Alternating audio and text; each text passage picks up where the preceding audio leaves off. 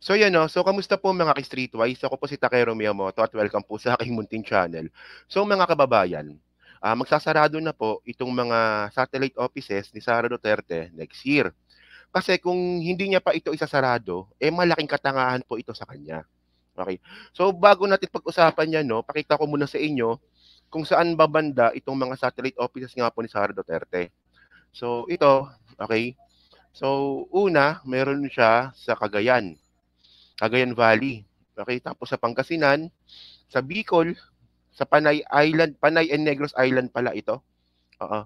Tapos Eastern Visayas sa may Tacloban, tapos sa Caraga, sa may Agusan, sa Cebu meron sa Cebu. Oo. Tapos sa Western Mindanao, tapos sa BARM, meron siya sa BARM. Oo, kung kailan magkakaroon ng eleksyon din doon, no? Tapos sa Southern Mindanao, sa Davao City. pati sa pati sa Davao City meron. Isipin niyo mga kababayan, no?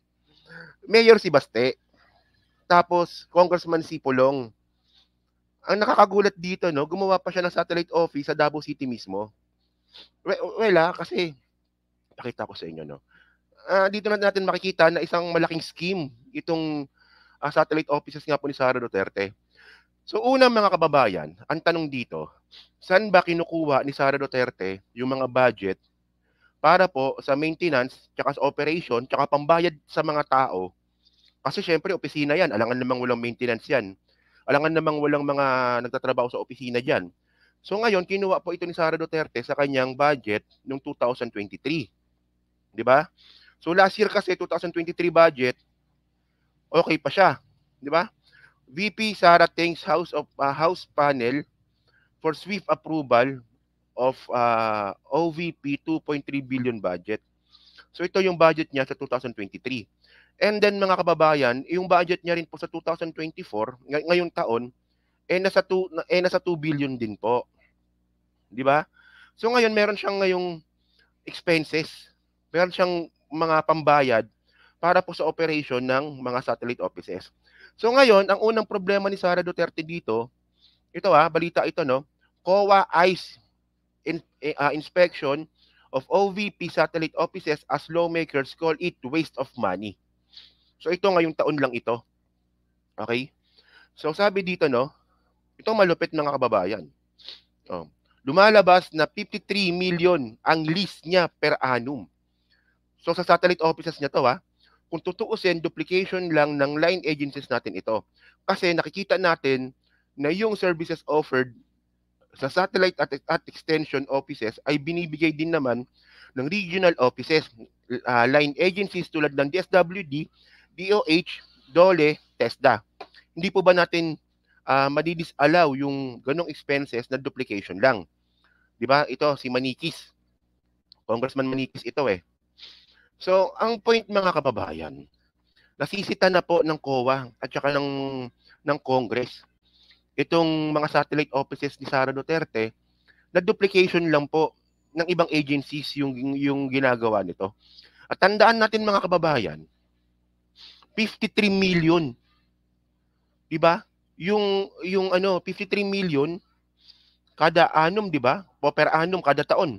53 million po ang ginagastos ng pera ng taong bayan para po diyan sa mga satellite offices ni Sara Duterte taon-taon.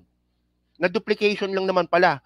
Parehas lang po ng ginagawa ng DSWD, DOH, DOLE, tsaka TESDA yung trabaho. So ako naniniwala naman ako mga kababayan na ito po ay ginagawa lang po ito ni Sara Duterte para sa kanyang political capital. Di ba? Isipin niya, 53 million kada taon. Sa upa pa lang yan. Upa pa lang. Sa rent pa lang. Hindi pa kasama dyan yung maintenance, yung miscellaneous, at saka yung operation na bayad. Operation expenses. Okay. So ngayon, magkano ba yon? So sa kakahanap ko po sa internet, nakita ko to. Ito. Okay. Palace Confidential, ito nabalita ito last year, no? Palace confidential funds sent to OVP were used for new satellite offices. So ngayon malinaw mga streetwise, no, na itong confidential fund ni Sara Duterte ay napunta po sa satellite offices na meron naman palang approval ng Malacanang. Sabi dito sa balita, no. So ngayon, tingnan nyo to. Ito The statement by the OES Office of the Executive Secretary, no, on Tuesday gave a breakdown of 221 million that the Office of the President transferred to the OVP for maintenance, operating, and other expenses items. So ngayon mga kababayan, 200 million yung ginagastos po ni Sara Duterte sa maintenance ng mga satellite offices niya. So 200 million plus 53 million, so kulang-kulang 300 million. Eh, ang problema ni Sara Duterte mga kababayan, yung budget niya po next year, 700 million lang. So ibig sabihin nun, almost 40, more or less, no? More or less 40% po ng budget ni Sara Duterte ay mapupunta lang po sa satellite offices kung itutuloy niya pa ito. Oh. So ngayon, ito mayroon akong interesting na nakita dito eh. So malamang tatanungin ninyo, ano ba yung reason ni Sara Duterte kung bakit siya gumawa ng satellite offices? So ito galing ito mismo sa website ni Sara Duterte. Yan Office of the Vice President. So ito nung binubuksan niya yung mga satellite offices niya noong 2022. Sabi dito, no, the Office of the Vice President Sara Duterte has opened satellite offices all over the country to help people outside Metro Manila, particularly those living remote areas, get easier access to social service. So kung social service ng mga kababayan, meron pong DSWD. So duplication nga. Sabi mismo ni Sara yan Vice Presidential Spokesperson and lawyer Reynold Monsayak said the OVP satellite offices were already opened in the cities of Dagupan, Cebu, Tacloban, Davao, Zamboanga, Davao, and Tandag in Surigao del Sur. Di ba? Okay, the satellite offices were launched on July 1, the first day of Vice President Duterte term. So July 1, no, o sa unang araw pala ni Sara Duterte, ginawa niya na itong kaululan na to. These offices are open to the public during the hours from Monday to Friday. Ewan ko lang, kayo ba nakakapunta ba kayo dito sa satellite offices ni Sara Duterte, no? So sabi dito, Monsayak said the opening of the satellite offices was part of the Vice President's earnest effort to make sure the OVP is closer to the people. So, election, politicking. These offices were open to assist individuals to help and for swifter response in time of disaster, Monsayak said. So meron ng social service at meron pang disaster. O di ba? So trabaho pa rin ito ng DSWD tsaka LGU mismo. Di ba? Tuwing may disaster po, LGU din po yung nag-aasikaso niyan. With the establishment of satellite offices, people wanting to personally see the Vice President would no longer need to travel to NCR. The managers assigned in these satellite offices could provide the assistance needed by the public. So, ito yung palusot niya. So, well, malinaw dito mga kababayan na duplication lang po talaga ito, no? So, ngayon, ito yung sinasabi ko kanina pa. Ang problema ngayon ni Sara Duterte, ito. Ito, nabalita ito noong October 16. It's final.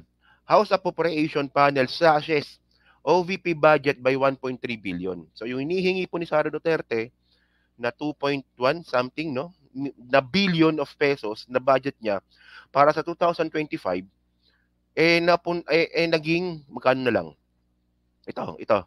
Earlier, the House of Appropriation Committee and the entire House agreed to reduce the OVP's 2025 budget from 2 billion to 733 million. So 700 million na lang po yung budget ni Sara. So ngayon, magkano ngayon ang ginagastos ni Sara Duterte per annum dyan po sa kanyang mga kaek-ekan na satellite offices? So sa rental fee, sa lahat is 53 million. Sa operation is 200 million. So more or less, di ba? Almost 40% nga. So kayo, kung tatanga-tanga kayo, sigurado naman na hindi nyo na isusugal yung 700 million ninyong budget, yung 40% niyan, para ipagpatuloy pa yung mga satellite offices na yan. Diba? Pwera lang kung talagang gusto mo talagang gamitin yung satellite offices na yan para sa kayong politika sa 2028. Ganun lang yon. Diba? And besides mga streetwise, alam naman po natin na may anomalya po talaga dyan sa satellite offices na yan. 'Di ba kanina na-content ko kanina na pinapa-hold bulletin, 'di ba? Pinapabantayan ng ng House, especially nga po ni Congressman Joel Chua, yung mga empleyado ni Sara Duterte diyan po sa mga satellite offices po na 'yan. Kasi baka nga tumakas. Baka nga po tumakas. So ito ano, pakita ko na lang po ulit. Pakita ko na lang ulit para baka sabihin niyo fake news ako eh. Okay, baka hindi niyo pa napanood yung video ko kanina. Okay. So ito no, November 4 ngayong araw ito no. DOJ lookout bulletin versus 7 OVP officials sought. So ito po yung mga high ranking po ng mga empleyado ni Sara Duterte at yung iba po diyan nasa satellite offices. So ngayon pinapabantayan po ito.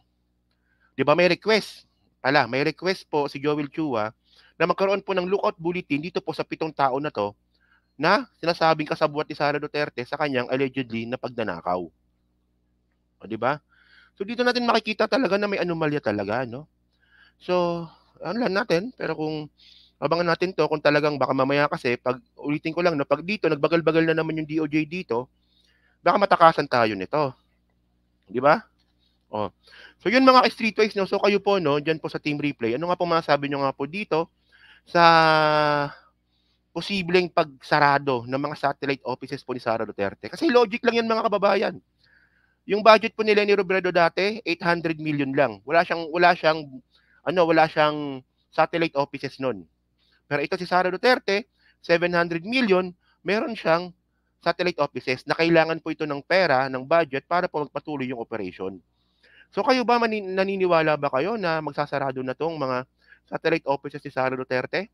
So yan no, at kayo ba sa tingin niyo ba may pakinabang ba to besides dito sa gagamitin lang ito ng mga Duterte sa politika? Kasi kumalat na sa buong Pilipinas eh. 'Di ba? Oh. So yun mga ka-street guys no. So diyan po sa Team Replay, syempre pa-like, pa-subscribe at kung di naman kalibisan, pa-share na rin po ng video po na to. So hanggang sa muli po, kita na lang ulit tayo sa susunod na video. Salamat po, thank you and bye-bye.